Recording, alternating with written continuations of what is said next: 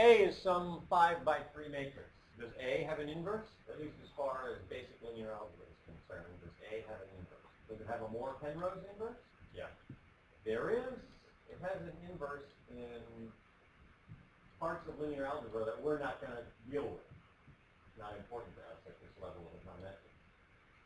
But at the level that we deal with it, A does not have an inverse. Because remember, a matrix times its inverse has to give us an identity matrix, and an identity matrix, by definition, is square. It has as many rows as columns. As it happens, there are all kinds of exotic inverses in linear algebra. They're sometimes used in very exotic places in econometrics. A Moore-Penrose inverse is one of them, where a Moore-Penrose inverse times A would give us ones on, say, the top 3 rows of the Moore-Penrose inverse of A, and then zeros in the bottom part. Sometimes there are inverses from the left and inverses from the right for matrices that are not of full rank, because they are very special circumstances that we're not dealing with any of those special cases in here. Where those come to play are in really exotic circumstances, and if you encounter them in your dissertation, then that's when you go learn about it. So my next question is that statement true? No.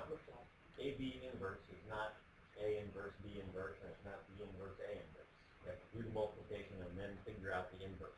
The reason this came up was because somebody was curious about that. And the question was whether or not that was equal to an identity matrix. The argument being that, oh, I can rewrite that as that. Or maybe switching things around. And that's definitely not true. That is not the identity matrix. However, if we let that character represent rank, the rank of that is equal to the rank of, say, X transpose X inverse X transpose X. The reason that we may reorder things like that is because the rank is the minimum of the number of linearly independent rows and columns.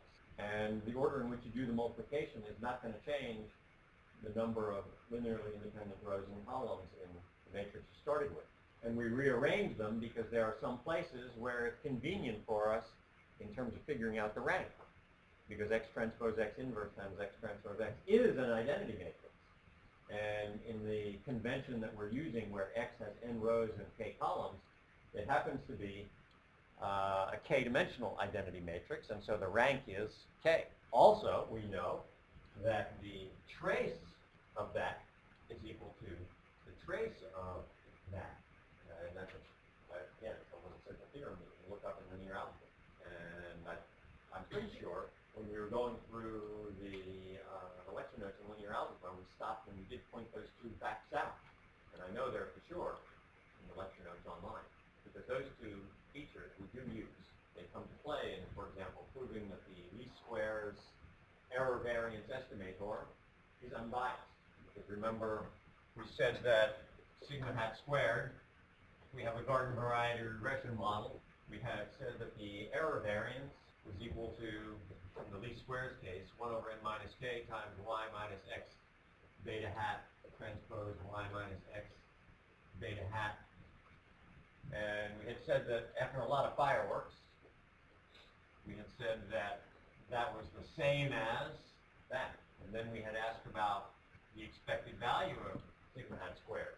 And we know, for example, that the expected value of that is the expected value of u prime I minus x, x prime x, inverse x prime u. And incidentally, is sigma hat squared a matrix or a scalar? A scalar. Which means that I can apply any matrix transformation or operator to it that I want and not change it in the least. So I can take the rank, I can take the trace, I can do all kinds of things.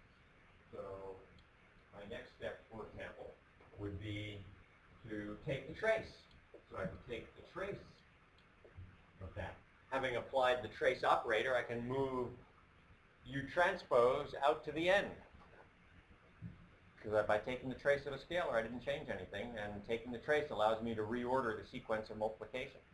And then I can carry the expectation operator through the parentheses and have it operate on the expected value of U transpose which is sigma squared times an n-dimensional identity.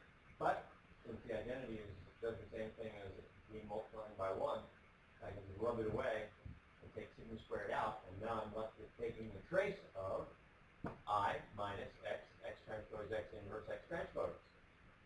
The trace of an identity matrix is simple, just the first one is just n-dimensional. And taking the trace of x, x transpose x inverse x